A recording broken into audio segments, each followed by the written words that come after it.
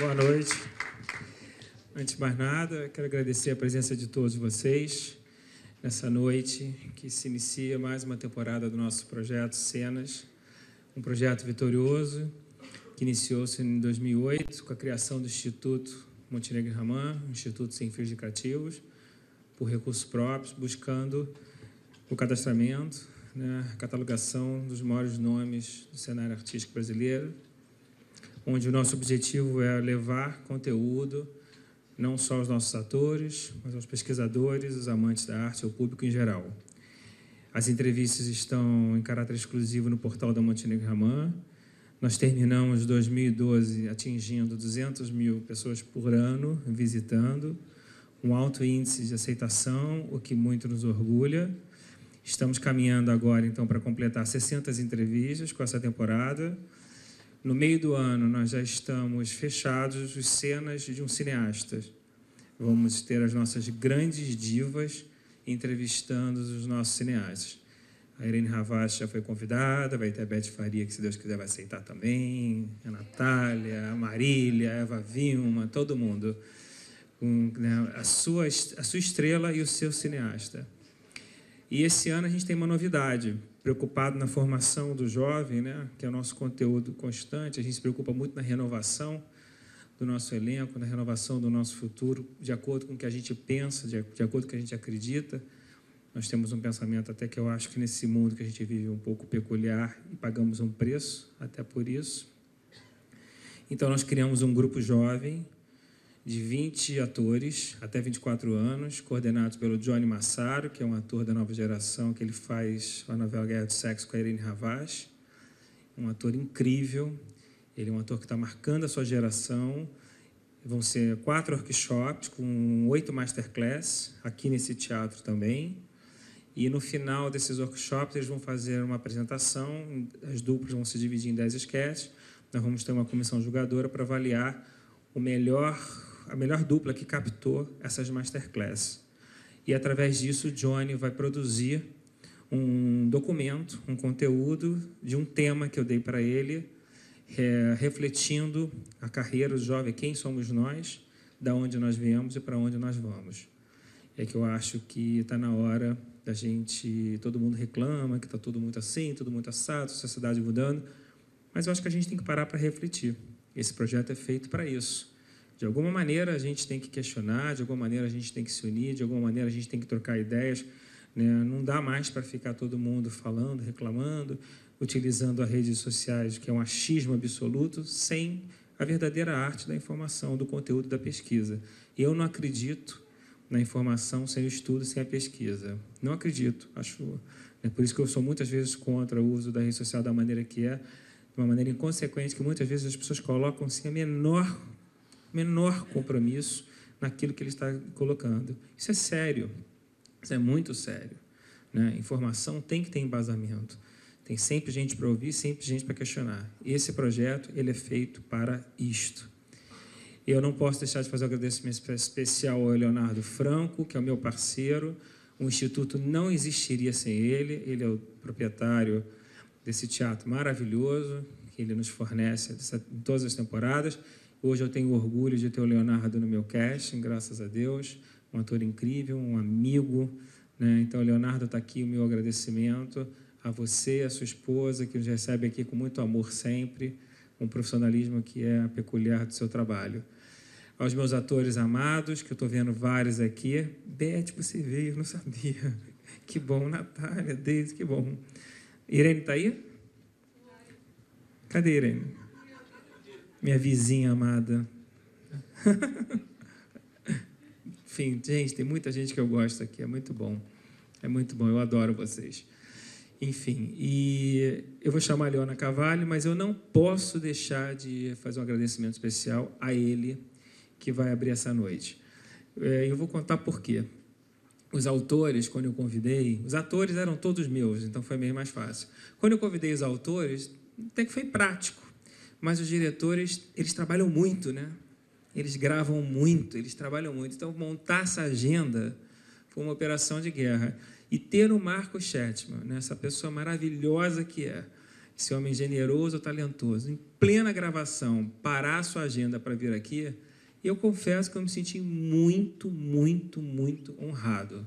Eu já era amigo dele, fã dele, do conteúdo que ele apresenta, da qualidade do trabalho dele, da postura que ele leva uma equipe, de uma educação. Eu acho ele realmente incrível. Mas eu acho mais incrível é ele parar a vida dele para vir atender o nosso pedido para vocês. Então, eu quero que essa noite seja uma noite incrível, de muita alegria, de muita harmonia, de muita troca, que a gente consiga sair daqui feliz, porque eu acho que pessoas assim, que estão dispostas a se dedicar, elas merecem ser recebidas com muito calor humano e a gente dá o nosso melhor nesse mundo competitivo que a gente vive. Um grande beijo e obrigado a todos vocês. E com vocês, a Leona Cavalli.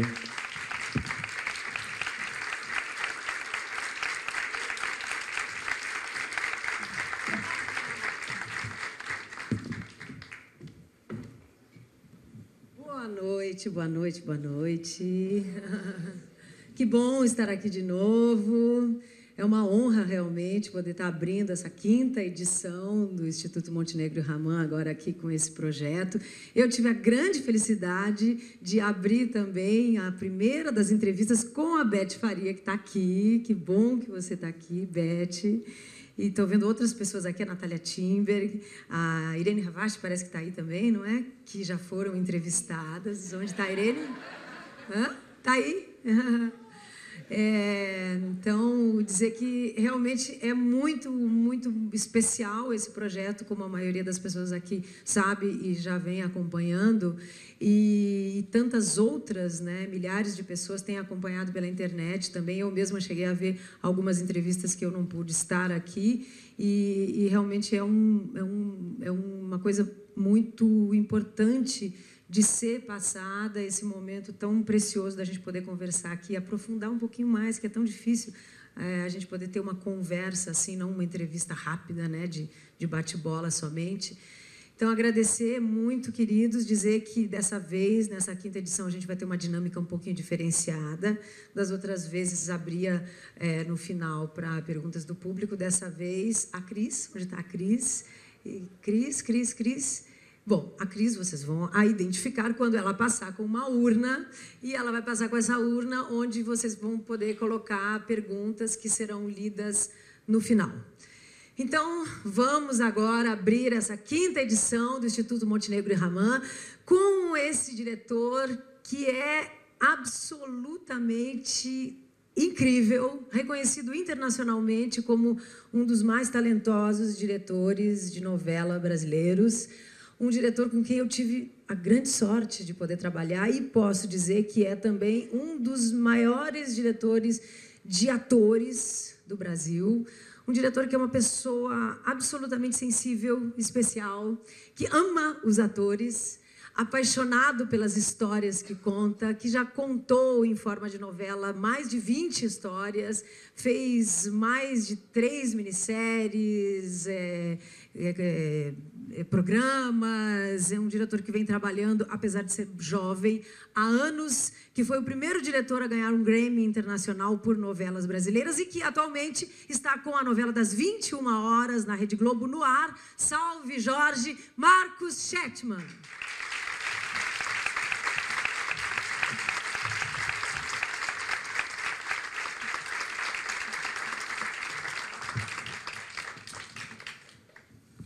Boa noite.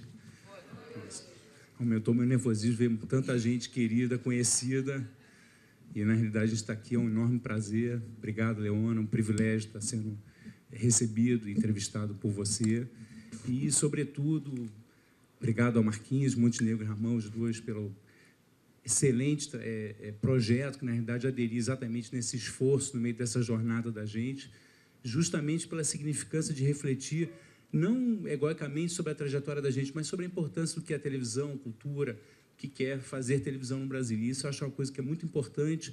Eu sempre, até hoje, sempre fiz trabalhos nesse sentido com a Globo Universidade, algumas palestras, alguns trabalhos já ao longo do Brasil, que é sempre um trabalho muito importante da gente refletir entender o que é essa televisão brasileira, que é uma televisão de primeira linha, e qual é a significância que ela tem em termos da sociedade brasileira. E é uma oportunidade muito rara a gente ter assim você e os diretores e os convidados que têm vindo tão próximos. E acho que, aliás, você é uma pessoa que realmente tem esse dom de trazer as pessoas para uma proximidade. Realmente, eu já trabalhei com você e sei disso. Eu acho que talvez pela própria forma de falar, de se comunicar, você é uma pessoa que traz as pessoas para um tipo de intimidade onde fica fácil ter esse contato e ver também o grande ser humano que você é, realmente, porque acho que não, com certeza, não só eu, mas muitos atores eu vejo quando se referem a você de uma maneira muito afetuosa, sinceramente afetuosa, porque você passa isso. Então, a gente aqui, com esse tempinho que vamos passar juntos, também é gostoso, importante saber um pouquinho de você, desse ser humano, né? Do que te fez ser esse diretor que você é hoje, das suas inspirações. Eu soube, por exemplo, não sei se é verdade, que você pouco via televisão quando criança, que acho que não tinha televisão na sua casa, é isso? Até uma certa idade não tinha realmente, quer dizer... Até qual idade? Na realidade, até acho que 12, 13 anos, quer dizer, eu sou de origem judaica, sou judeu, minha família extremamente intelectualizada e que tinha de esquerda, e meus pais tinham não só o encantamento pela cultura em vários aspectos, mas não tinha nenhuma ligação com a televisão e mais, né? Quer dizer, era um signo, nos anos 60, era um signo do instrumento avançado do capitalismo, né? Então, era uma coisa a ser evitada e entrou tardiamente na minha infância, mas eu lembro assim, ecos de Selva de Pedra, que eu ouvia dos amigos, de escola, a primeira reminiscência que eu tenho assim, de novela. Mas só fazendo um parênteses, acho que assim, essa coisa que você falou do mergulho, da imersão, não é porque eu não sei lidar de outra maneira com as pessoas, acho que eu seria incompetente, é porque eu acho que isso aqui, aliás, não tenho absoluta certeza, é uma vocação, a gente tem que se devotar a isso. Hoje, ou você é vocacionado, não basta apenas o talento, você tem que ser realmente vocacionado. É como o médico, eu vim do universo acadêmico, minha mãe falava, meu filho, você tem uma vida tão bacana, tão tranquila, e você vai para uma vida completamente maluca, com horários incríveis de trabalho. Eu falei, mãe, é como um médico que faz juramento hipocrático e depois acordar de madrugada para atender o paciente. Quer dizer, a gente faz uma espécie de juramento. É um juramento artístico, que a gente faz uma espécie de juramento hipocrático, que a gente se devota a essa vida.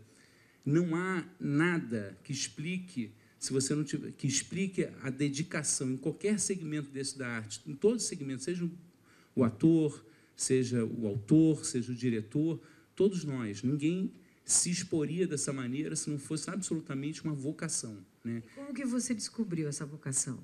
Tardiamente, porque, como eu disse, na realidade, eu tive um encantamento precoce pelos livros e eu acho que, na realidade, se você não tem uma linha reta, cartesiana de formação, então, se você vai ser um diretor, tanto é que você vê que tem formações múltiplas de diretores, desde dos pioneiros, maiormente oriundos do teatro, claro que foi o grande celeiro no início da televisão, né? Mas não só, e você vê, na realidade, hoje, diretores consagrados, que um é médico, outro arquiteto, outro economista, são múltiplos os inputs que você pode ter. No meu caso, primeiro, foi uma ligação muito forte com cultura, né? Você foi professor de Ciências Sociais e Filosofia eu me formei no Instituto de Universidade Federal do Rio de Janeiro, não foi? Eu me formei para o Instituto de Filosofia e Ciências Sociais, comecei a lecionar e logo, na realidade, também militava em... Mas nessa época você já tinha algum interesse por histórias, novela? É isso que eu digo, as relações são diferentes. Por exemplo, minha mãe, apesar de psicóloga, ela também se formou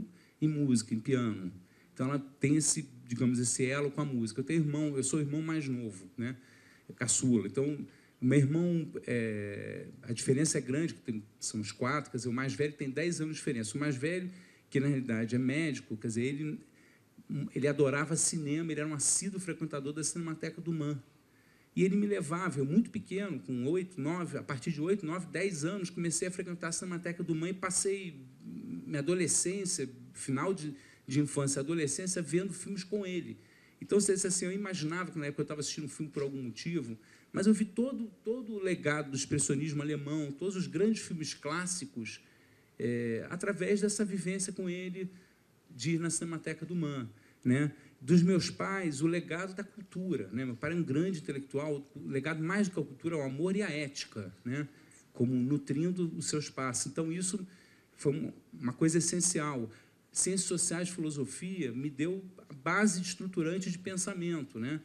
Como por exemplo, eu queria estudar francês, então fui ler teatro clássico francês, então jamais imaginei que fosse toda a minha leitura de teatro clássico francês, que era para aprender o francês, depois fosse ter uma enorme utilidade para mim adiante, e assim foi. Inclusive, você chegou a fazer uma adaptação da Comédia Humana de Balzac, não é isso? Como autor, é verdade? Foi, na realidade, foi o Zé Welder que me chamou na época para extinta TV Manchete, que tinha a ideia de formar Mutatis Mutandis, uma espécie de casa de criação da TV Manchete, de adaptação de grandes textos clássicos. Aí que você foi, então, desse período onde você lecionava para a televisão, foi esse o seu começo?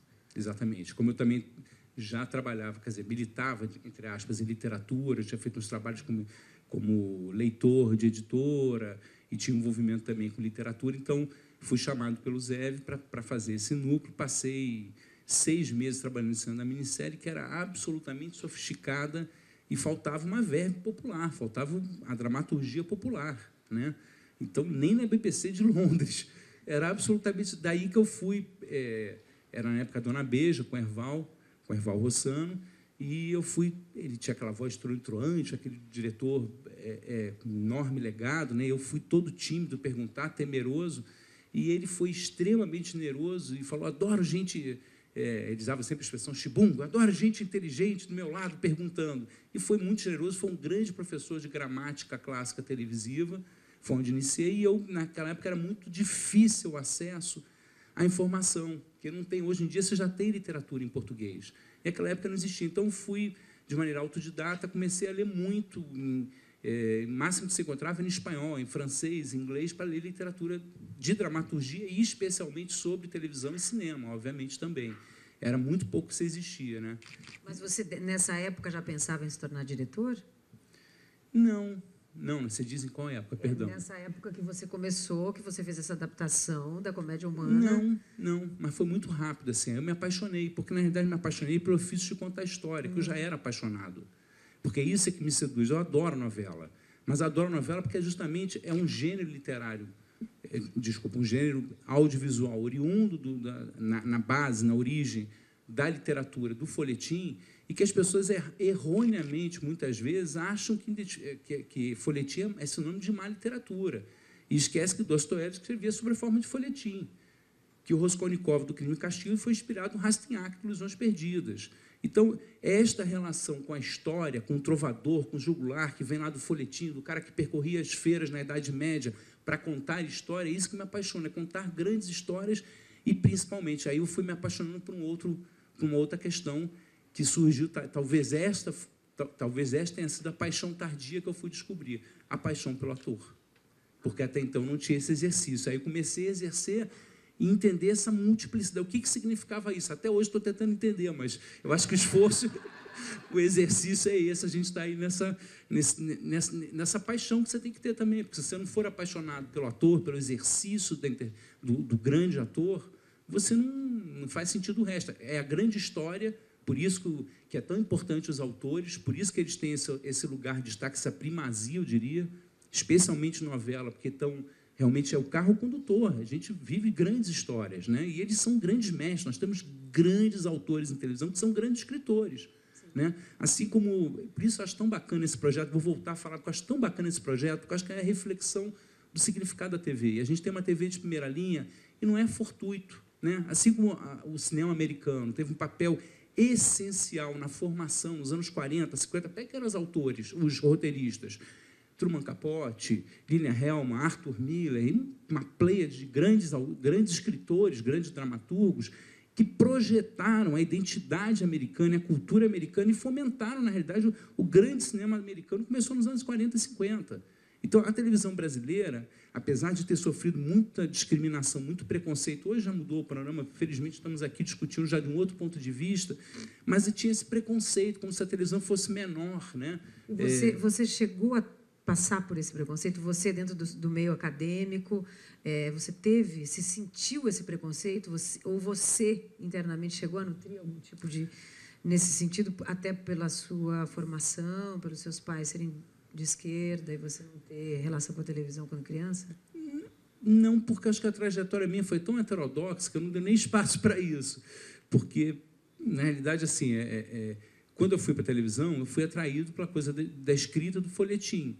Aí fui me apaixonando cada vez mais, então não teve espaço para isso. Na realidade, houve, sim, um esforço meu de aprendizagem, porque é uma grande, assim como o cinema, como o teatro, nem se fala, mas a televisão ela tem uma escola, né? Tem um acúmulo, tem um sedimento de cultura, de conhecimento nos grandes atores, nos grandes diretores, nos grandes autores, que você vai lidando com todos eles, você vai exercitando, né? Assim como você pega na literatura e você lê autores diferentes com estilos diferentes, né? E volto a dizer, por exemplo, eu fiz uma minissérie do Valsir ainda na Manchete, né, Zé de Alencar, e as pessoas acham que Zé de Alencar é romântico.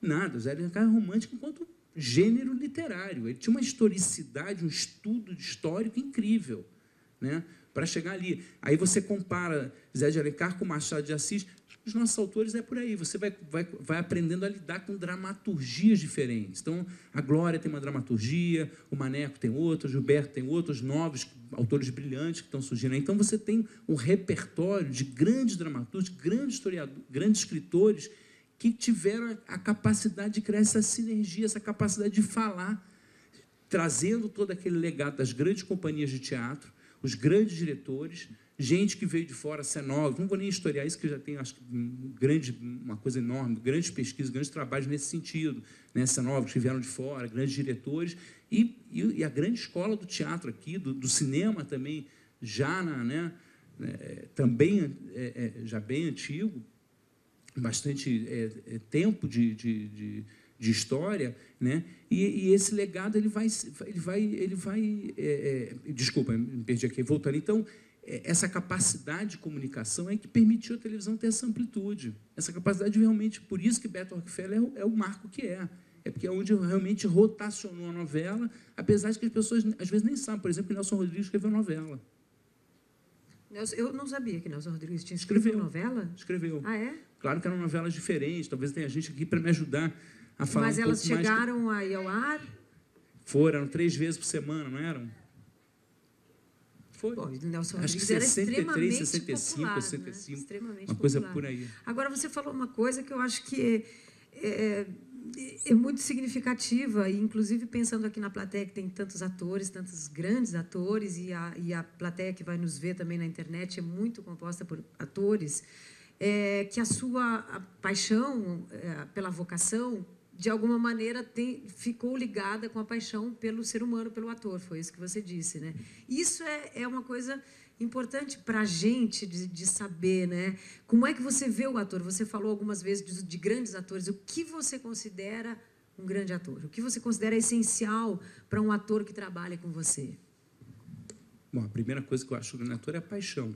Mas é difícil, acho que é difícil a gente definir o grande ator. Acho uma palavra tão difícil, mas perigosa. Eu acho que assim, essa coisa do olhar do humano é que talvez assim talvez o que eu tenha de legado de preconceito, talvez é como judeu já ter visto coisas de preconceito e antissemitismo lá atrás, e que isso me permitiu, até por essa cultura, todo esse desenvolvimento que eu chamaria do olhar, Guimarães Rosa chamou da terceira margem. Não é só que ele consegue ver a sua identidade ou alteridade apenas, mas ele cria um terceiro caminho que ele consegue olhar do muro para um lado e para o outro. Isso é que deu essa paixão do olhar, né? De você poder desbravar culturas diferentes, o ser humano, a profundidade do ser humano, a psicologia, o legado da minha mãe, quer dizer, o mergulho no ser humano, né? E você poder desbravar isso e poder mergulhar nesse olhar do ser humano, das culturas. É isso que me fascina tanto. Por isso que eu sou tão apaixonado pela Glória, por isso que a gente já tive o prazer de fazer vários trabalhos, que a Glória também nutre essa paixão do olhar pelo outro, né? Essa capacidade. Aí eu acho que o grande ator é que ele consegue despir-se, né, do seu olhar, das suas, como a gente tentou lá exercitar na Amazônia, tentando entender o que era o olhar da época, né? Tentar despir do seu julgamento de valor, olhar nesse sentido, né? Tentar chegar naquele estado de quase budista, se é que eu posso falar isso, de esvaziar-se para poder se preencher, né? E mais do que isso, ter a generosidade de poder se emprestar, porque se você não se empresta, né? Mas isso também acho que depende daquele trabalho, do encaixe, daquele momento, da personagem, né? É muito difícil você definir. Agora, é claro que o legado do grande ator, né, é a obra dele. É como um grande escritor. O que define um grande escritor? São os livros. Então, quando você pega um grande ator e você vê a pleiade aquele mosaico de grandes... Mas quando você está fazendo uma escalação, por exemplo, esse tipo de análise da trajetória do ser humano, tudo isso é analisado por você? Como é que se dá isso? Porque a pessoa vai agregando. Uma pessoa que tem essa história, ela agrega um valor, ela tem um carisma, tem um peso, tem uma luz que traz essa história. E tem alguma coisa que você fala, ai, meu Deus, isso não.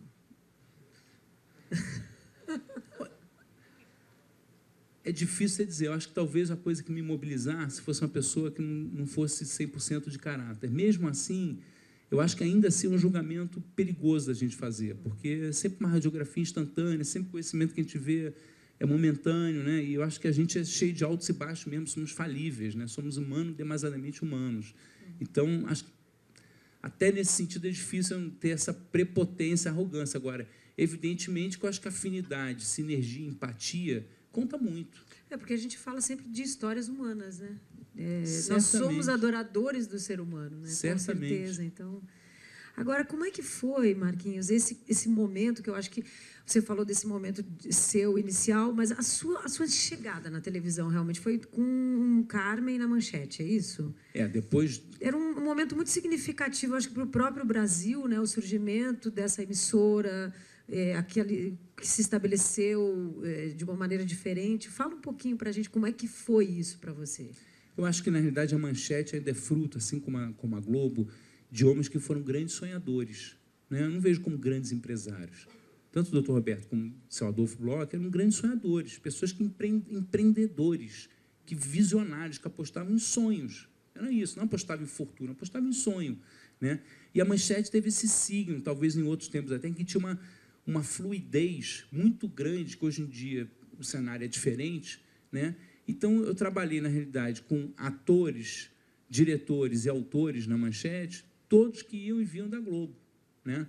Então, fiz novela da Glória, fiz novela do Maneco, fiz novela... Então, assim, os grandes autores passaram pela... Carmen era da Glória. Carmen era da Glória. E foi ali que nasceu essa parceria, porque realmente é uma parceria... Foi o primeiro trabalho que a gente fez juntos, na realidade. Não foi, depois a gente voltou a se reencontrar na Globo, fazendo o Clone, que eu estava junto com o Jaime, e que a Glória ainda não conhecia o Jaime, fiz o Clone junto com o Jaime. Foi ali, na realidade, que eu retomei o trabalho com a Glória.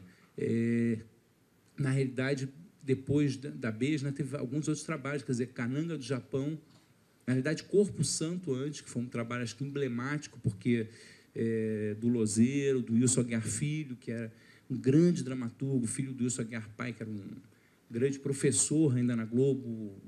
Eu tenho até hoje lá, o primeiro caderno mimografado, tentando fazer um estudo sobre a televisão, era do Wilson Aguiar Pai, né? E o filho dele, aliás, era primo da Glória. Era um grande dramaturgo que fez junto Corpo Santo com Lozeiro, que foi um grito de liberdade, porque foi, na realidade, um grupo de atores da Globo que se reuniu, capitaneado pelo Wilker, na época que foi como diretor-geral, junto com uma galera enorme de elenco de peso, que falou, vamos para lá, junto com autores, etc. E, então, foi um desbravamento, no bom sentido, muito bacana.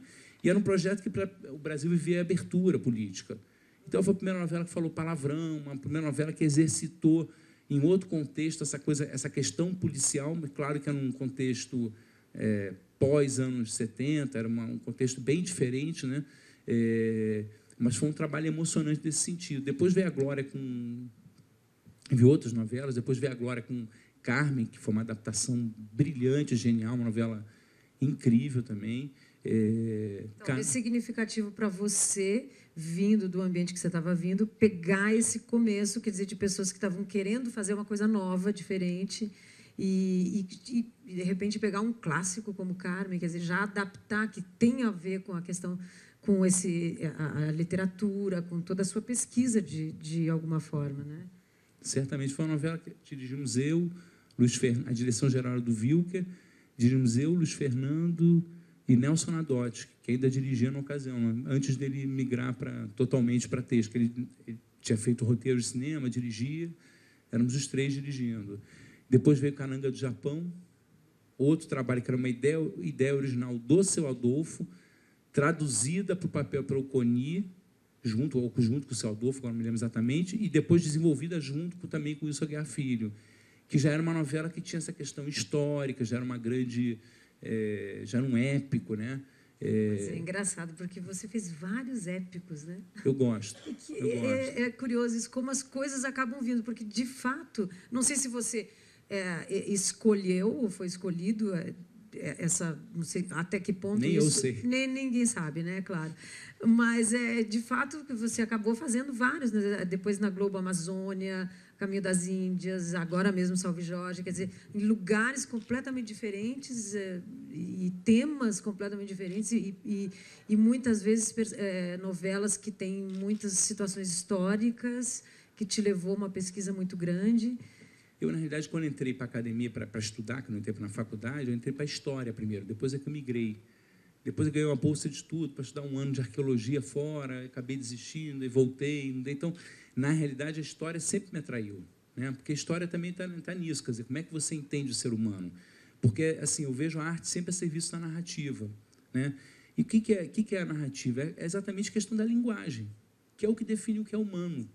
Porque quando você vê exatamente o que é a história, quando você passa da pré-história, quando você não tem registro escrito, para a história, que é quando você inventa a escrita. E você passa a ter um registro dela, e você passa a ter um... Claro que você continua tendo a subjetividade, mas você passa a ter um legado escrito da humanidade, né? Isso já é o quê? Se debruçar sobre o humano, né? Então, isso, eu acho que é exatamente esse olhar, que eu diria quase antropológico, que me atrai primeiro na história e depois no olhar sobre o outro, né? Que é o da alteridade, da cultura diferente, né? Eu acho que, nesse sentido, talvez um exemplo maior disso tenha sido o Caminho das Índias, não só por ter sido um trabalho muito feliz, mas porque ele é emblemático nesse sentido, porque muitas vezes a gente é questionado, mas vem cá, o que você está fazendo ali é real? Tudo que a gente faz são recortes e molduras do real. Quando a gente faz o malandro da Lapa, o arquétipo do malandro, é o malandro que está lá hoje real? Sim e não, né? Sempre estamos trabalhando com arquétipos, mas também sempre trabalhamos com o real, né? Mas então, a Índia que a gente fez é uma Índia que está lá, real, mas há um recorte da Índia que a gente fez, evidentemente. Foi um olhar que nos interessava fazer. E por que é tão interessante nesse sentido? Porque exatamente permite levar ao extremo essa questão do olhar, já que, na realidade, a civilização indiana é fundamentada num axioma, num pressuposto totalmente diferente da nossa civilização, né? Quer dizer, a Índia, com essa questão da reencarnação, não é uma questão de crença. Para a gente é uma questão de crença. Para eles é um fundamento da sociedade. E isso muda toda a relação com a vida, com o olhar, né? O ator, eu me lembro que eu peguei uns livros de marajás, e eles têm isso muito desenvolvido. Os marajás tinham esse exercício muito forte, dessa coisa do olhar, né? E você começa a entender, porque o indiano ele não olha a vida do ponto de vista que a gente olha o time life, de 70, 80, 100 anos, 120, 150, que seja. Eles olham do ponto de vista de 7 gerações, porque aquilo é real para ele, né? Totalmente real. Então, eles não se fundamentam, eles não passaram pela Revolução Francesa, eles não se fundamentam no indivíduo no centro do mundo, sequer o humano no centro do mundo. Não é essa supremacia do humano que nem a gente tem. Eles botam... Então, você vê os deuses, né, zoomórficos, porque, na realidade, tem mesmo... Né, o ser humano, na realidade, os animais têm igual... digamos, respeito, o status de vida, digamos assim, né? Não é igual, mas, digamos, tem um respeito. Então, a sociedade ocidental é uma sociedade do ter, da classe, né? Você migra de classe, você tem dinheiro, né? Nós somos filhos da Revolução Francesa. E você já pega a sociedade indiana e ela, na realidade, ela é do ser, né? Tanto que até hoje a questão vigente a questão das castas. Quer dizer, o cara pode enriquecer, tem vários casos de...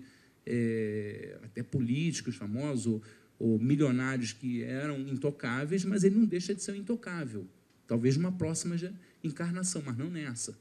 Porque ele não vai mudar aquilo. Aquilo é da ordem do ser. Então, na hora que você se debruça, por exemplo, sobre um trabalho como a Índia, que eu acho que é um trabalho exemplar nesse sentido do exercício do olhar, ele é muito bacana de você ver como é que o ator, como é que a gente, todos nós, como é que se mergulha num trabalho desse, né? Ou como a gente lá na Amazônia, quando você pega aquele delírio de civilizatório europeu, né, que a gente não tem noção, a gente tem lá porque mergulhamos lá, que é o grande barato, mas por quê? Porque a seringa é nativa da Amazônia, não tinha em outro lugar do mundo, e a seringa foi uma mola mestre da Revolução Industrial. A seringa proporcionou riqueza muito forte. Por isso que foi Belém, Manaus, do jeito que foi feito, né? Não foi à toa. A Grande construiu, por exemplo, o Teatro de Manaus com todos os paralelepípedos de borracha para as caleças, quando passassem, não fizessem barulho para atrapalhar a ópera, né? Era um requinte, e era o sonho civilizatório. Vamos civilizar a floresta, né? Vamos trazer o sonho, e, ao mesmo tempo, era o dinheiro, ao mesmo tempo. Então, assim, você tem que mergulhar naquela época, entender o que é aquilo, entender o que é aquela mistura de cultura do forte legado indígena naquela região, com o legado europeu que veio, com a força violenta da Revolução Industrial adentrando, porque era só isso que justificava, porque nem até a exploração era dificílima, a gente sabe, eram distantes nas árvores, quando, na realidade, o Ford tentou fazer a presença de longe aqui, botou uma árvore ao lado da outra, não deu certo exatamente por causa disso, porque era uma defesa da floresta ter espalhada, né? Deu praga, deu uma série de problemas. E você, como contador de histórias, acaba interferindo um pouco na história também, né? Porque eu imagino que você tem o texto que o autor te passa. Quando você chega num lugar como na Amazônia, como na Índia, como no Araguaia, você tem uma opção de como contar aquela história, não é? Então, uma opção de o que você vai enfocar numa cultura tão grandiosa como a indiana, por exemplo, você, com certeza, muitas vezes teve que fazer essa opção. Isso deve ser um momento muito delicado também, né? E é um momento sozinho, quer dizer, é você quem decide como você vai contar aquela história, ou o autor já te passa quase que a indicação total. Você tem essa liberdade de chegar na Capadócia, por exemplo, e você escolhe quais cenas vão ser em que lugares. Como é que se dá isso? Acho que cada processo ele é único, né? Ele é sempre, cada processo ele se reinventa e depende muito de cada situação. Mas acho que assim, a primeira coisa é evidentemente parte do respeito à criação do texto. Agora você troca, né? Então você partiu dali, por exemplo, evidentemente eu fui para a Capadócia com cenas, a gente esteve junto lá no caso com a Glória, ela escreveu, idealizou ali. Evidentemente que a gente tem parceria para você ouvir alguma coisa interessante, vou trocar e a gente vai, ou até eventualmente aconteceu ali, vou gravar e dizer, Glória, gravei tal coisa, o que você acha, vamos juntar, ou sugerir ao mesmo, e vice-versa, quer dizer, acho que o processo é dinâmico, mas acho que é isso, quer dizer, evidentemente existe um primeiro momento, e aí depende, por exemplo, no caso da Glória, ela concebeu, ela idealizou aquela história, aquele momento, depois você vai acrescentando, e aí pela parceria que você tem, existe uma troca, né? E depois que ela idealizou aquilo, entra o trabalho da direção, que é o trabalho de conceituação, né? Que é o trabalho de você criar em cima daquilo e criar, animar, né? da vida ânima. Porque pensar que, por exemplo, muita gente conheceu a Índia através dos seus olhos.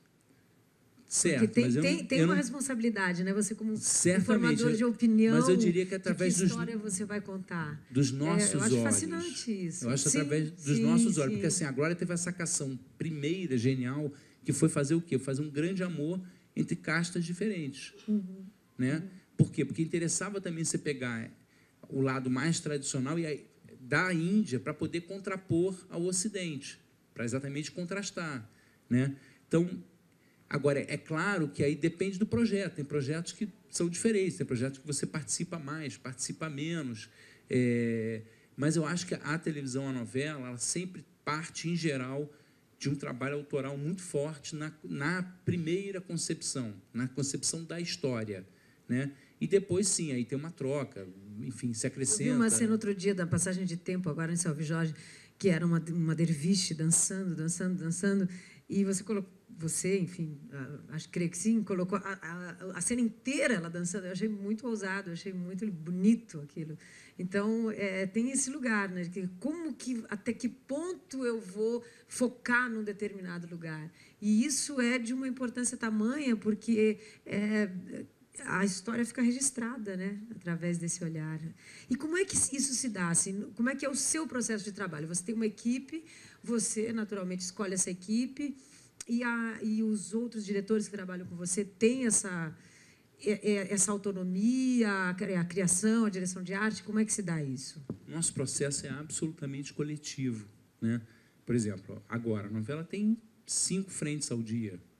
Então, não adianta. O trabalho, você dirige, eu faço questão de dirigir, eu não resisto a não dirigir, eu estou lá, amo estar no set, mas tem um trabalho de você estar semeando e trocando e monitorando e batendo bola o tempo todo. Primeiro que tem uma equipe maravilhosa, são grandes diretores, né? Uma equipe que você não faz sozinho um trabalho desse, você faz uma equipe, né?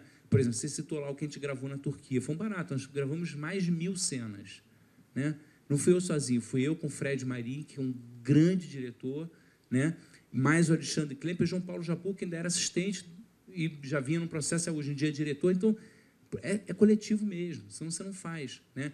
E se não tiver todo mundo na mesma toada, né?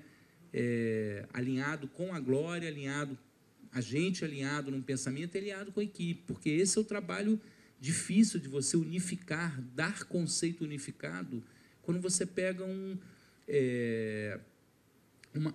o quantitativo, o processo produtivo da televisão, porque ele é muito intenso, especialmente de novela, né? E as decisões, por exemplo, você perguntou essa coisa da decisão, olha que barata, por exemplo, a primeira cena, que era uma cena impactante, maravilhosa, que a Glória escreveu para Caminho das Índias, que a Glória escreveu, não, a primeira cena que abriu o capítulo era uma cena que era o Tony e o Lima, ambos em Varanasi, né, no Ganges. Era uma cena que falava sobre a questão da casta, porque o intocável vinha, o garotinho intocável, né, vinha e tocava o filho do Tony, que era um comerciante rico, né, e orgulhoso da sua casta, que era uma coisa assim, inaceitável o garoto ter tocado no filho dele. E veio o Lima, que era um Brahmane, que é uma alta casta também, defendê-lo. O que acontece? Se a gente for ser só, assim, a gente não deixou de ser realista, mas se a gente for num critério, digamos, majoritário dali, à beira do Ganges, a maior parte dos Brahmanes estão em rituais que eles estão com dote. O dote é aquele, como é que eu vou dizer, o cuecão que o Gandhi usava, né? E a gente falou, poxa, mas se o público vê, eu pensei, esse Brahmane de cuecão, sem camisa, ou com uma camisa sumária, defendendo um garoto que aos olhos do público apareceu mendigo, quer dizer, vai parecer uma defesa de classe. Como que a gente pode, sem perder a realidade, ou seja, sem correr sem fazer nenhuma incorreção, como é que a gente pode contar essa cena de maneira que o público entenda que ele é um cara poderoso? Então, vamos dizer, um Brahmane poderia estar fazendo um ritual especial em que ele tinha uma indumentária mais de festa e que, evidentemente, dava um porte maior. Então, a escolha para você fazer neste caminho, como é que você conjuga isso tudo, como é que você traduz para o público, não é só você ver aquilo, mas é o recorte, a moldura que você faz para que aquilo possa ser visto, né?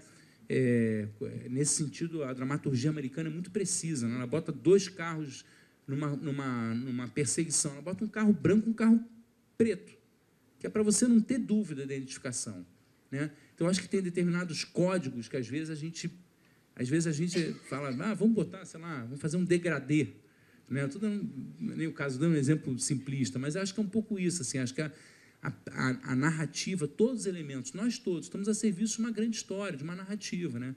E tem um lugar que deve acontecer muito também dos imprevistos, né? Porque nesses lugares, na Amazônia, eu lembro que era um evento, porque de repente tinha que quantas pessoas? Milhares e milhares de pessoas, de figurantes com barco, cavalo, enfim, muitas coisas devem ser decididas na hora em função das condições também, né? Porque muitas vezes, muitos desses lugares que você citou são lugares, às vezes, de condições precárias, enfim, que você deve ter enfrentado muito isso. Certamente. Né? Eu acho assim, na realidade, eu sou totalmente antimétodo, né? Eu acho que assim, não é antimétodo, acho que na realidade a palavra não é certa demais, acho que assim, existem métodos vários possíveis, né? E eu não sei trabalhar no caos. Então, assim, eu tenho um processo, muitas vezes, que eu preciso me exercitar um pouco mais livremente, Mas se eu não planejar, se eu não pensar exatamente o que vai ser, para poder, inclusive, permitir o improviso e para lidar com as variáveis. Por quê?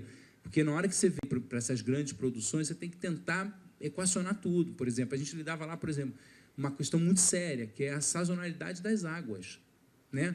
Toda a vida amazônica, como a gente sabia lá, né, era o quê? Dependia da chegada do vapor, do barco que levava a mercadoria, que trazia civilização, comida, levava tudo, né? E a gente sabia que a navegabilidade, alguns pontos 3 meses ao ano, e outros 6 meses. A gente, para gravar a minissérie, evidentemente, o nosso calendário nunca está ajustado ao calendário da natureza, né? A gente está sempre tentando viabilizar. A gente, assim, fomos no limite. A gente dependia de um barco que hoje em dia ele é um barco de pesquisa no Peru, que era um vapor de época, que tinha que descer para a gente gravar lá perto de Manaus, e ele já chegou muito tarde, a gente já lidou assim com um limite mínimo do rio. Então, era um risco calculado dentro da situação, mas você tinha que calcular aquilo previamente. Outras coisas são improvisos, que aí é da ordem da criação, né? Do que o ator traz, do que a cena, porque assim, eu acho que a gente vai sempre, quanto mais você estuda, quanto mais você cria, quanto mais você permite também se abrir, porque assim, é uma coisa que é engraçada. Eu, quando comecei, eu era muito rigoroso quando eu comecei a dirigir na Manchete. Acho que eram aquelas marcas muito exatas, e eu acho que eu fui ganhando num savoir-faire de entender que você precisava abrir os sentidos, o olhar, tudo, para permitir também enxergar o que acontece na hora. Você não trazer tudo pronto, é horrível, petrificado, né? Então, é claro que você tem, na hora, acontece muita coisa. Na realidade, o grande texto, né, você vai descobrindo camadas em cima de camadas, e o grande barato é esse, que você vai descobrindo coisas que aparentemente não estavam tão óbvias assim. Aí você vai descobrindo e vai tendo... E esse é o grande barato, eu acho, quando você mergulha... É aí que se dá um encontro também, né? Com os atores, com as pessoas certamente. que estão ali. E muitos desses trabalhos que você dirigiu tiveram muitas coisas novas, não é? Assim, os depoimentos pessoais que começaram no Clone, depois em várias outras novelas, mas é isso, não é? Começaram no Clone, depois no Caminho das Índias. Aí certeza, eu acho que a Glória já tinha usado esse recurso antes. Eu tenho a impressão que é uma coisa da Glória, dos depoimentos, e acho que ela já tinha usado, se eu não me engano, acho que foi, posso estar errado, alguém me ajuda, Explode Coração, acho que ela já usou isso com as crianças. De fato, a gente está falando também bastante do encontro de vocês os dois, né? Porque isso é inevitável, não tem como, né? Mas muita essa coisa dos temas, de focar determinados temas, como por exemplo, agora em Salve Jorge. Quer dizer, esse tema que está sendo colocado, da escravidão humana, que é uma coisa inédita até então numa novela, mas isso para você assim te traz um resultado, você acompanha esse resultado. Como é que você consegue acompanhar se a novela está chegando, através do Ibope, através da mídia, ou você tem... Como é que é essa relação em relação às coisas que são propostas? Nesse momento, por exemplo, como está chegando essa resposta? Bom, a primeira coisa em relação a essa novela, acho que foi uma novela muito audaciosa, né?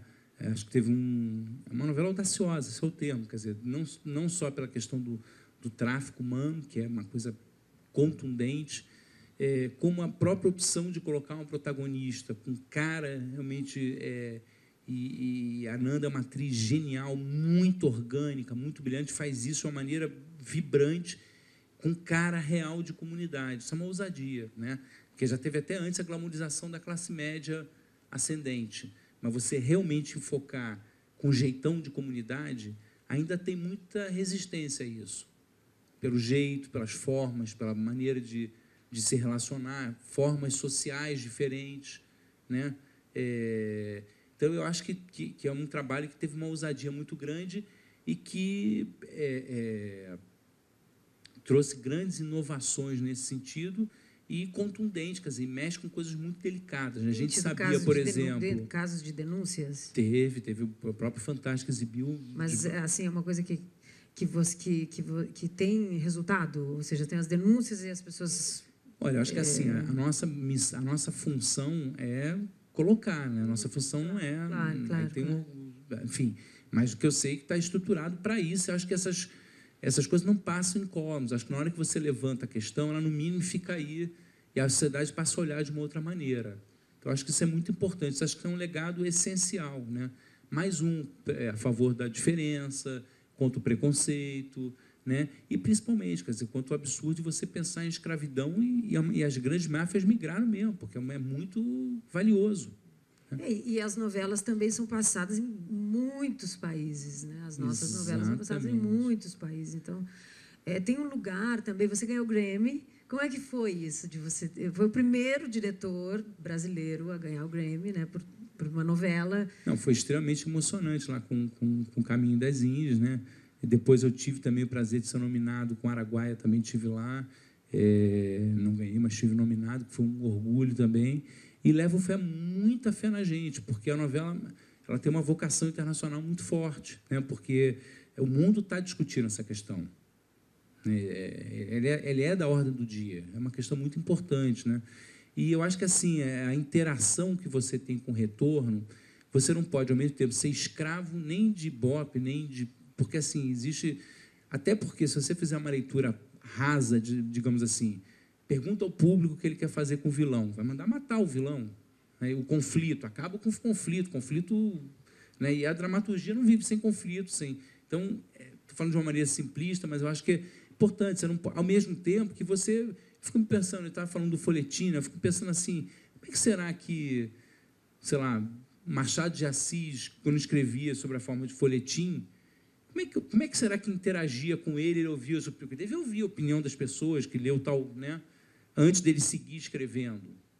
Então, é claro que a maneira como você interpreta, né, mas dizer que você não vai ver Ibope, claro que sim, a gente está fazendo para que as pessoas vejam, né?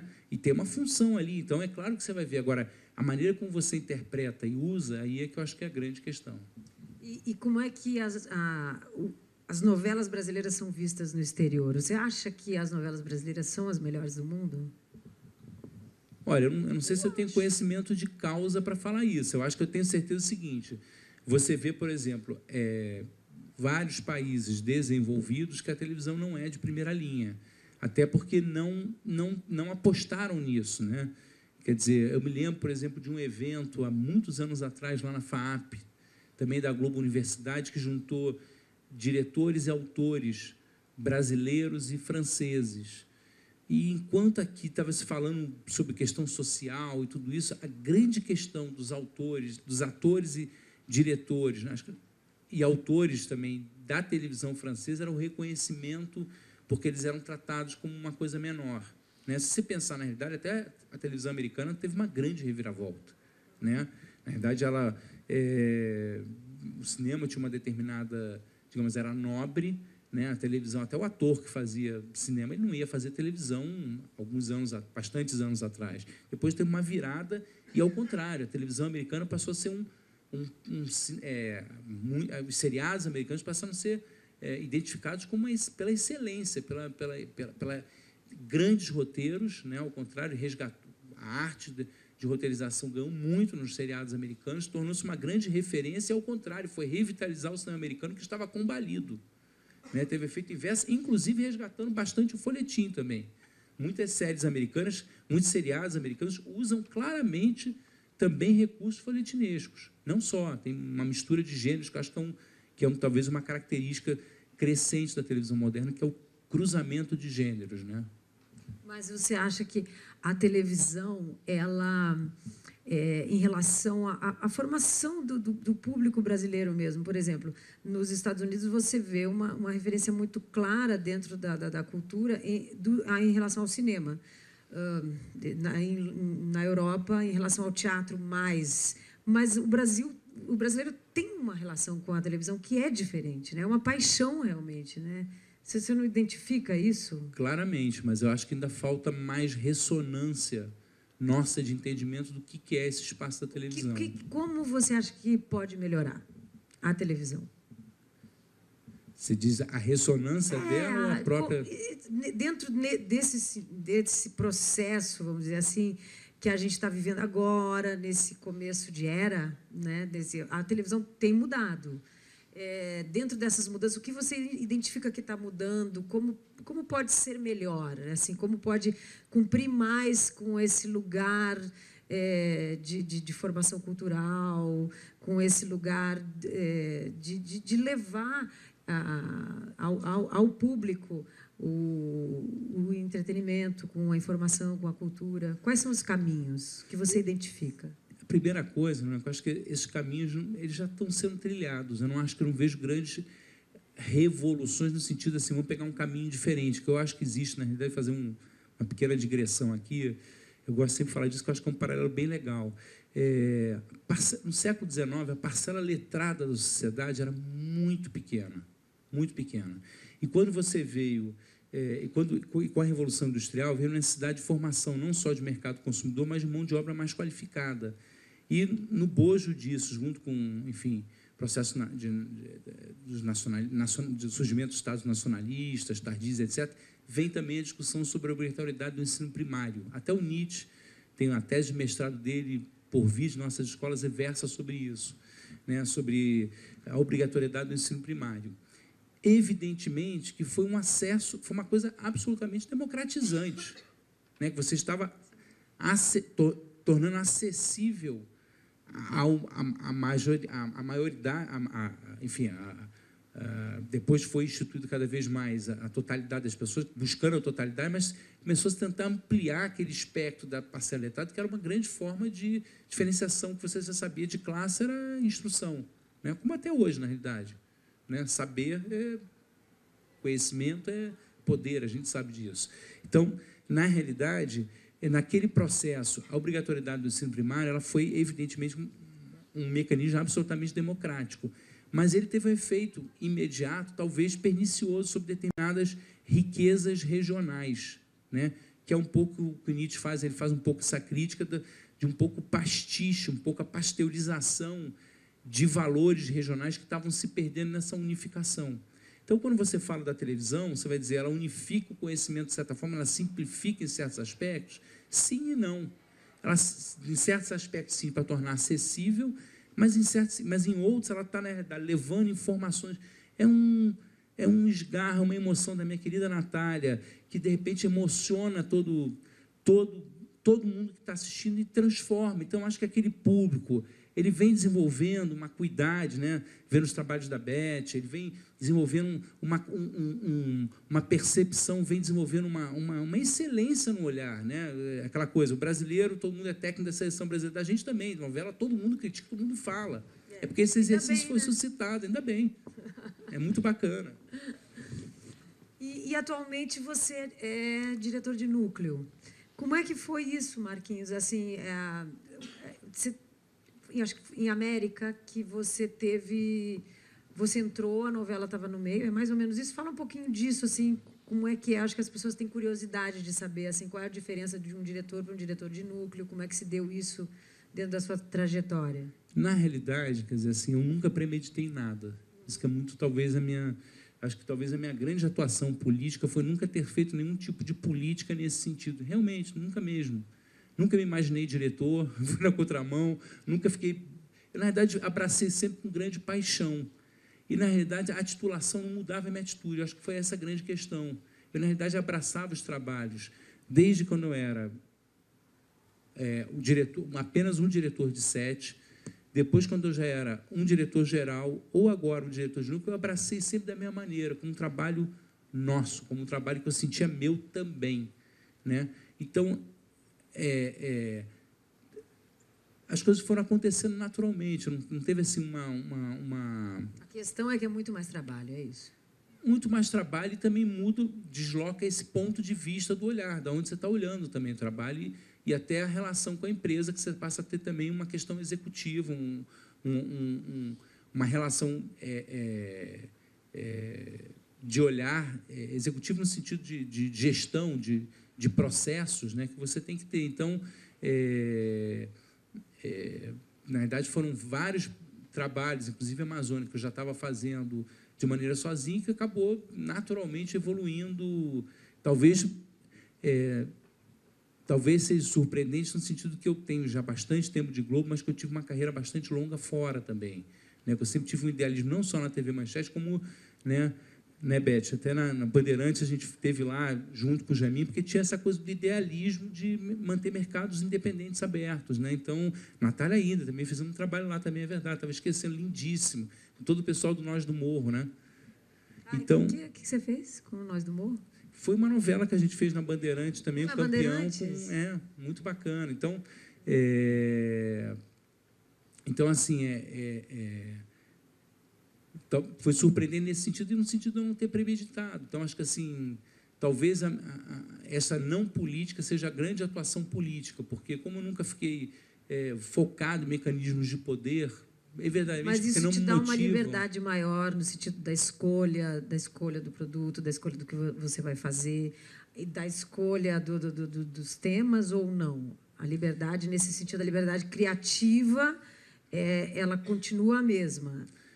Olha, o que acontece? A Globo ela é assim, uma das coisas que realmente emociona na gente poder trabalhar na Globo, assim, a qualidade, a excelência do que ela busca e a capacidade de produção da Globo. Então, assim, qual é o lugar que você conseguiria fazer grandes obras, como a gente citou aqui, grandes épicos, assim, é uma capacidade de produção incrível, né?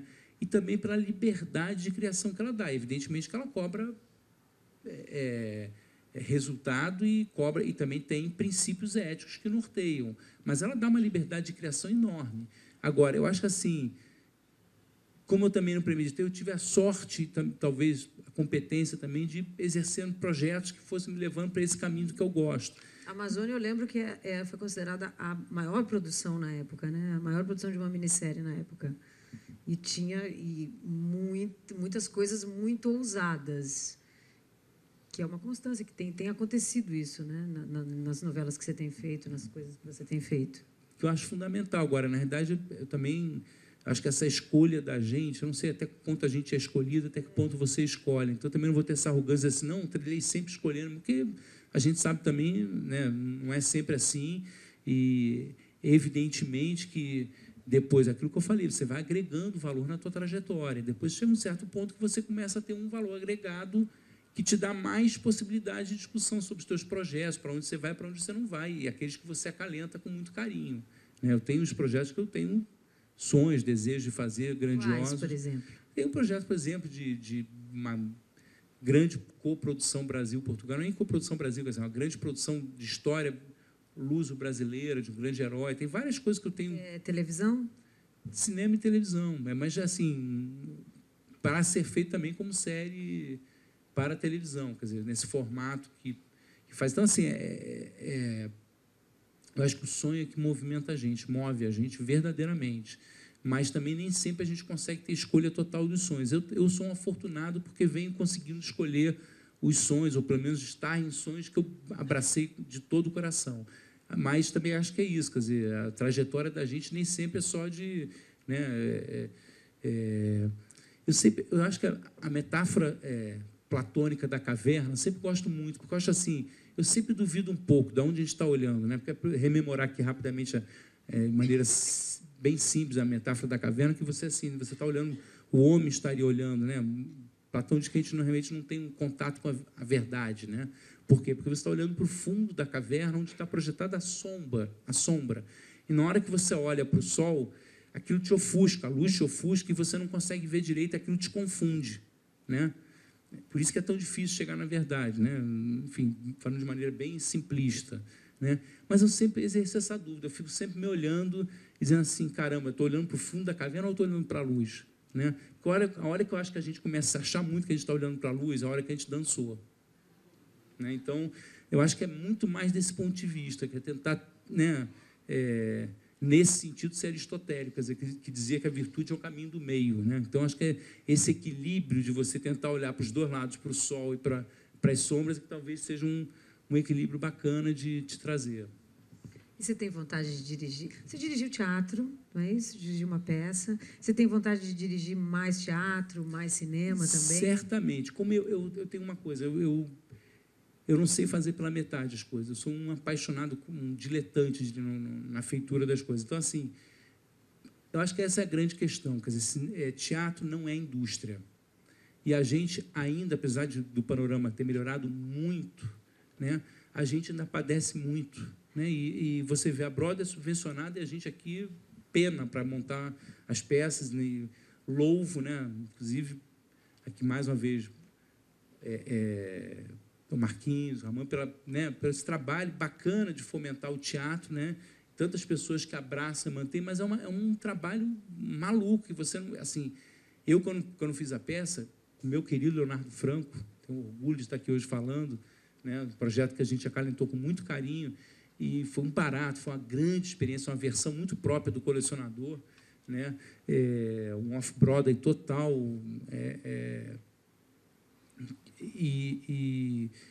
mas assim é um esforço que você faz tão grande que você tem que estar devotado àquilo inteiramente. Eu, pelo menos, não consigo me dividir, porque eu também me devoto muito quando eu faço televisão. Então, optei pelo caminho da televisão, no sentido que ela me deu. Então, eu tive um evento lá atrás que eu fiz no Teatro Ipanema com o Rubens, que eu tinha uma ligação muito forte, queridíssimo Rubens, o Ivan e a Leila, em que foi quase uma festa do meio artístico, porque cada dia era uma programação diferente, com Debinha Coker dançando, com uma galera enorme, era um evento dadaísta. Eu tinha uma banda de rock também, de filósofos roqueiros. Então filósofos roqueiros. Era um evento multimídia. Você tocava o quê? Bateria. Bateria. Nos anos 80, a gente fez esse evento, que foram 2 semanas no Teatro Ipanema, no meio de novela, eu ainda resistia fazendo isso. Não lembro, porque ainda fui no meio de novela? No meio de novela. Eu fui no Jô Soares fazendo os Brad Bays, tinha o pessoal de artes plásticas.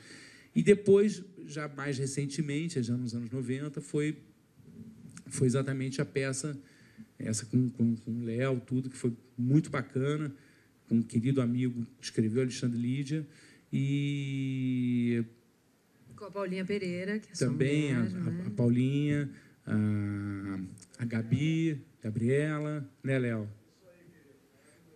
E a Fernanda, né? Fernandinha Azevedo, não esqueceram, os 4 e com um trabalho bem interessante, uma coisa corporal, diferente, uma instalação toda, transmitia em real time na internet, mas assim, aquela coisa artesanal que é um tesão, que é um barato, que é uma delícia da gente fazer, mas que é isso, tem que devotar a tua vida a isso, né? E eu acabei devotando, como eu não sei fazer pela metade, acabei devotando para o outro lado, mas não por falta de afinidade ou gosto, mas porque acabou que, enfim, acaba sendo lindo, mas é muito heróico, assim, você tem que se devotar totalmente a isso para poder empreender e fazer. E quando você está...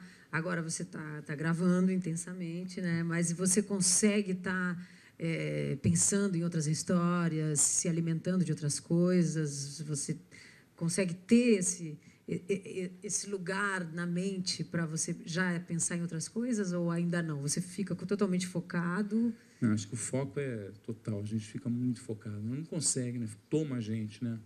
Agora, ao mesmo tempo, também você está o tempo todo aberto, né? Nós somos abertos ao mundo, né? Então, o tempo todo a gente está recebendo input, né? E muito grande, né? É maluco da gente, porque o tempo... Eu digo que a culpa toda começou lá na guilda, na passagem, nas corporações, né? Quando começaram as fábricas, passaram das guildas para... Aí que inventaram um relógio hidráulico, né? E o nosso tempo foi dividindo, porque, assim, bastante tempo atrás, quer dizer, você lidava com a cultura clássica, então você ia, sei lá, um livro, teatro, depois veio o cinema, e agora a multiplicidade que você tem que lidar. Então, assim, se você está vendo, se você usa a internet, você está com uma gama de informações boas e ruins, né? A grande questão é a triagem, o tempo todo. Você está vendo filme, você está vendo, quer queira ou quer não, por mais que você esteja, como eu fico, 20 horas por dia tomado, durmo 4, 5 horas por dia tomado com a novela, mas você está sempre recebendo, até porque você troca também para o próprio trabalho que você está fazendo. Mas eu fico muito focado. Essa coisa das novas tecnologias, você acha que isso também está mudando, isso tem interferido dentro desse processo? Certamente, certamente. Em todos os sentidos. Hoje a gente trabalha com uma câmera de 35 milímetros, quer dizer, uma câmera que usava em cinema antigamente, que hoje em dia praticamente não usa mais, curiosamente. Então, assim... que foi uma câmera desenvolvida pela Sony para a TV Globo, né? Tem uma outra coisa também que eu ouço falar, mas que é uma loucura, o nível de produtividade que se tem nas novelas do Brasil em relação ao que se faz lá fora, não é isso? Que, assim, tipo, que o que a gente grava aqui, o que se grava aqui, é infinitamente maior do que se grava lá fora em um dia. Certamente. Por exemplo, uma coisa difícil, quem já teve essa experiência, por exemplo, de trocar com atores portugueses, né? Por exemplo, a questão que mudou lá ao longo dos anos, né? Pela troca que tiveram, hoje em dia você tem muita coisa interessante sendo feita em Portugal, mas era essa questão de decorar, né? Eu me lembro, acho que foi, não sei se foi naquele trabalho, Beth, lá atrás, a gente foi fazer uma gravação em Portugal com o Raul, aquele grande ator português, Raul, exatamente, Raul Sonado, e eu me lembro de uma das conversas que ficou na minha mente lá atrás, muito tempo, era do assombro dele, com a capacidade do ator brasileiro de reter, de interagir brilhantemente com aquela quantidade de páginas ao dia. Eles ficaram um assombro, realmente. Não, e de enfrentar tudo aquilo, sem poder errar muito, né? Porque não dá tempo. Gente, Totia está aí, amor, é que eu fico cego aqui, agora que eu estou vendo as pessoas, consegui ver a primeira fila. Totia, maravilhosa, olha, maravilhosa. Betina está ali, gente, tanta gente querida, nossa, não vejo nada. Ai. Ofuscado aqui. Então, Marquinhos, eu queria que você falasse alguma coisa do que você quiser, né? Aquele momento assim, do que você quiser, porque é tão difícil ouvir. Fala o que você quiser para as pessoas. A nossa entrevista está chegando ao fim. E a gente queria ouvir você falar sobre o seu coração para as pessoas, para os futuros diretores, para os atores, para as pessoas que estão aqui presentes. Como contador de história, como você faz isso, me organizar, evidentemente que eu preparei algumas escolas que eu não olhei nenhuma delas. Aquela coisa que nem a gente pega texto, estuda pra caramba, e você sabe que você está com texto, mas você não desgruda do texto, porque é quase com um amuleto ali que você precisa estar junto, né? Então, você tem que consultar os afarrapos aqui, que nem eu jamais sei em que ponto que a gente está. Mas... Você sabe que uma vez a gente estava gravando Amazônia, vou te contar isso, nunca te contei isso. Era a minha primeira minissérie, eu estava começando, não faz muito. E eu machuquei o pé, dançando, centenas de pessoas, aqueles números de dança de cancan, eu machuquei o pé no ensaio geral. Eu passei a noite inteira com o pé para cima, o pé inchado. E eu fiquei desesperada, porque eu pensei, eu não posso chegar no dia seguinte e dizer, eu estou com o pé assim e não vou fazer com aquelas centenas de pessoas, e ia falar aqui para o Marco Chetman como eu não vou fazer. Eu cheguei no estúdio, você olhou para mim e falou, tá tudo bem? E eu falei, tá tudo bem. Passou na hora. É sério, eu fiz a cena, quando eu saí do estúdio, voltou na hora. É verdade, realmente aconteceu isso. Voltou na hora. Então... A gente passa por cada coisa, né? É verdade. Os atores se esforçam tanto também, né? E eu imagino que com você... Eu imagino que deve acontecer coisas assim com os diretores também. Tipo, não vai dar certo, não, tem tudo para não dar certo, mas na hora simplesmente dá certo. Deve acontecer muito isso, certamente, né? Não, cenas assim que você sai... Aconteceu como? Muito. Cenas que eu achei, nossa, que ficou horrível, vou ver, ficaram ótimas e vice-versa. Cenas que saí achando que foram ótimas, eu fui ver... Não era nada daquilo. E, às vezes, é horror, porque eu não sou um ser ruminante, então, às vezes, eu acordo no meio da noite, sonhando, assim, era aquilo, faltou tal coisa, era tal gesto, era tal ação que daria... Você é muito exigente? Comigo, sobretudo, e com os outros também, mas assim... Ó... Mas assim, de você falar assim, perfeccionista, aquela cena poderia ter aquilo. Certamente. Mas acho também que num processo grande, às vezes, muitas vezes, você tem que tentar... entender que também a exigência está em também você poder ser flexível, poder também ter um olhar generoso, porque se você é rigoroso no mau sentido, a acuidade não quer dizer autocracia, né? Eu acho que é por aí. Então, você pode estabelecer uma relação saudável de trabalho e ser muito exigente, cobrar muito, porque, na verdade, todo mundo quer ser cobrado, todo mundo quer fazer bacana, ninguém vai fazer, né? Ninguém entra para fazer, quem gosta de fazer mal feito?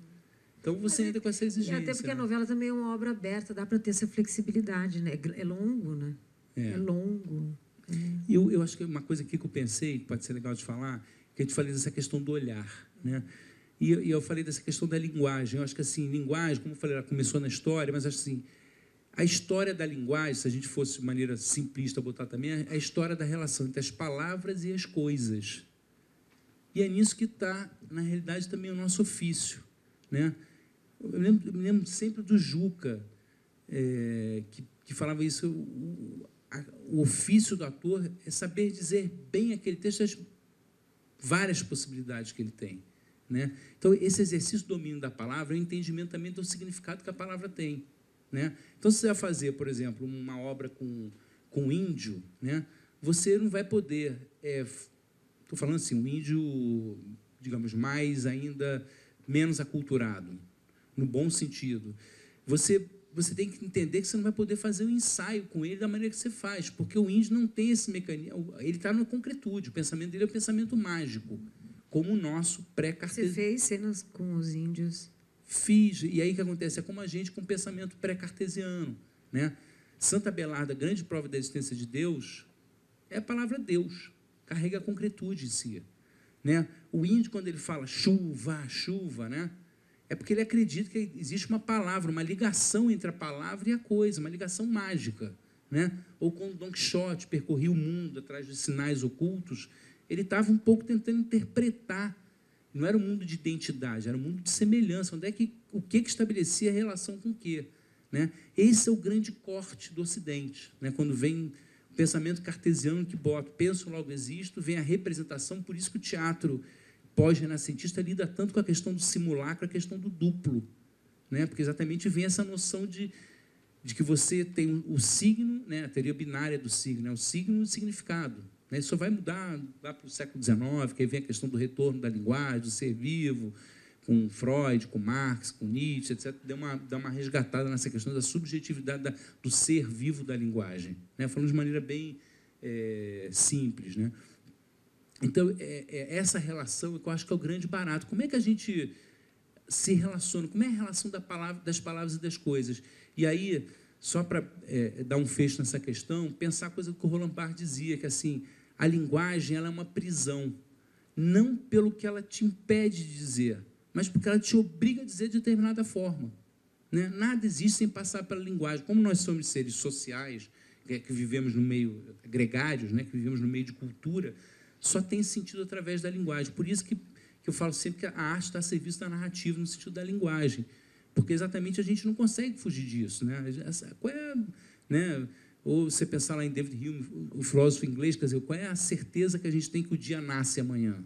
Que o dia vai ter 24 horas? Porque a gente observou que um dia o sol vem, vai, passam 24 horas, a gente pressupõe que amanhã será igual, mas nada nos dá essa certeza, né? Na realidade, aprendizado, cultura é isso, é repetição, e aí quando você cria uma coisa nova, você cria o novo a partir daquilo que existia antes, porque também senão o novo, né, é gestalt, senão não tem moldura, né?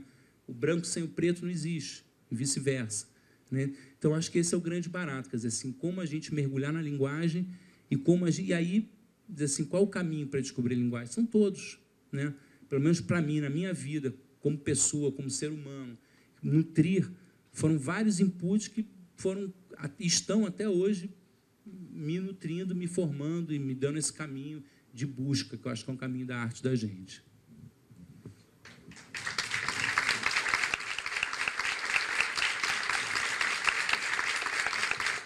Obrigado.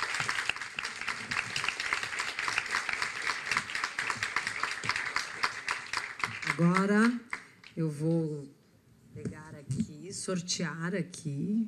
Nossa, cinco perguntas. Vamos ver aqui. Bom, a Fernanda, que é advogada, pergunta: qual o critério de escolha para uma protagonista? E como foi a escolha de Nanda Costa? Bom, o critério de escolha do protagonista é de adequação à história, primeiro de tudo, né? E depois, no caso da escolha da Nanda, foi uma escolha da Glória, que vislumbrou nela a personagem, porque é isso também, é processo de escalação, muitas vezes o autor ele já concebe aquele personagem para tal pessoa, imaginando naquela pessoa, ou muitas vezes ele cria personagem e você escala junto, ou você escala depois, aí é conforme o processo. Nesse caso específico da Nanda, já a Glória já idealizou com ela.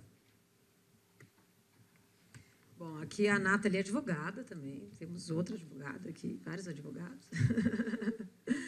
Como é a vida do diretor de uma novela no horário nobre da maior emissora do país? Bom, acho que quem poderia responder melhor por mim seriam meus filhos, não sei se... para falar o que significa, né? Se bem que já estão grandinhos para isso, mas, enfim, são opções, né? Você paga um preço, né? Grande, assim, não é uma vida comum, no sentido que eu nunca, aliás, a vida inteira sempre estive muito conectado neles e sei tudo que está se passando e muito próximo deles, mas você tem uma demanda, você tem fisicamente, em termos de tempo, uma doação muito grande. Só para dar um exemplo, eu acordo todo dia, 5h30 da manhã. Primeiro que assim, eu gosto de acordar cedo, adoro. Né? Então, por exemplo, quando eu estava gravando na Turquia, eu brinco sempre falar de horário turco, porque foi uma viagem incrível, inesquecível. A gente saía muito cedo, a gente gravava sempre amanhecendo o dia. Então, os atores ficavam loucos. Tu deve ter escutado bastante história, né, disso na Tutia, porque as pessoas acordavam,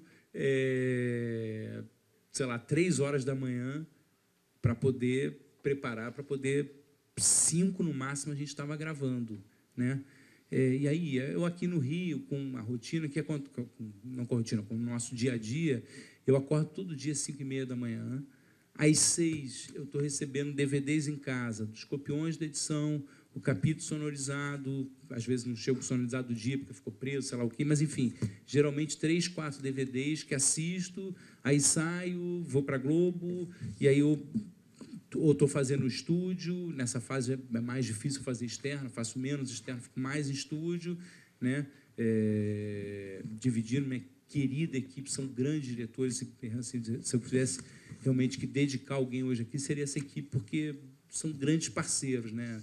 Equipe de direção que acompanha a gente realmente é tudo, né? São grandes diretores. E daí segue e vou até tarde, né? Eu chego e vou ver a novela e vou estudar o dia seguinte, vou preparar e vou decupar o capítulo para ver como é que a gente vai viabilizar aquele capítulo, como é que a gente vai fazer e que caminhos a gente vai fazer. E o processo é muito dinâmico, né? Você recebe 6 capítulos por semana, você produz os 6 capítulos, grava os 6 capítulos e exibe, né? Então, você recebe numa semana, produz naquela semana, grava na outra e exibe na outra. O processo é muito voraz, é muito rápido, né? Então, você tem que estar muito imerso nisso. Como eu sou muito obcecado, né, com o processo todo, eu fico realmente imerso. E tem férias?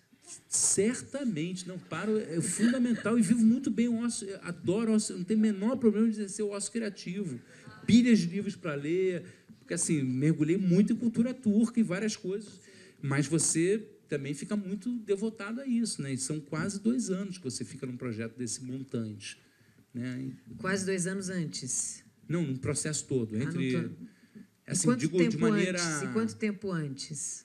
Aí depende, dentro dessas pesquisas. Depende, estou dizendo assim, numa batida mais forte, 2 anos, você fica, assim, começa um envolvimento muito grande, né? Assim, 6 meses antes de começar a rodar, né? Você já está antes fazendo, aí depende do projeto, cada projeto é um. Nesse caso, a gente já estava indo lá, eu com a Glória lá, Turquia, conhecer, pesquisar, né? Ver, e aí daí começa toda a estruturação, principalmente que era uma novela muito diferente, uma novela com, né, parece com qual? Diferente, né? Porque às vezes tem novelas que a filiação, até dentro da própria obra do autor, diz assim, às vezes as pessoas criticam, o Maneco parece com o Maneco, pô, o Machado de Assis parece com o Machado de Assis, é óbvio, ele tem características próprias, agora tem características próprias, dentro da obra dela, esta é uma obra muito diferente, foi uma inovação nesse sentido, uma audácia, né? Muito diferente, então você fica muito envolvido, assim, tem novelas que a gente já lida com universos mais próximos, que a gente já tem mais referência, né? Que não tem tanto distanciamento. Bom, eu peguei uma pergunta aqui que eu acho que ele já respondeu, que em relação a projeto de teatro e cinema, né? E tem uma outra aqui do Paulo. O que você sente falta na TV brasileira? Algo que ainda não foi realizado? Eu acho que a TV brasileira tem que seguir na vocação dela, cada vez mais. Primeiro, a capacidade de produção da TV brasileira. Isso é uma coisa incrível, né? Se a gente parar para pensar, a quantidade de horas produzidas na televisão brasileira é uma coisa incrível. Segundo, o desenvolvimento, né, que a gente estava dizendo do público. O público se tornou muito... tem uma cuidade, tem uma percepção muito bacana que que a televisão fomentou isso. Então, a gente o tempo todo tem que ser muito crítico com a gente mesmo, porque o público é muito crítico. E é bacana isso. Isso nos alimenta, isso nos instiga, isso nos desafia, né? A televisão brasileira tem esse cruzamento com novas tecnologias, com novas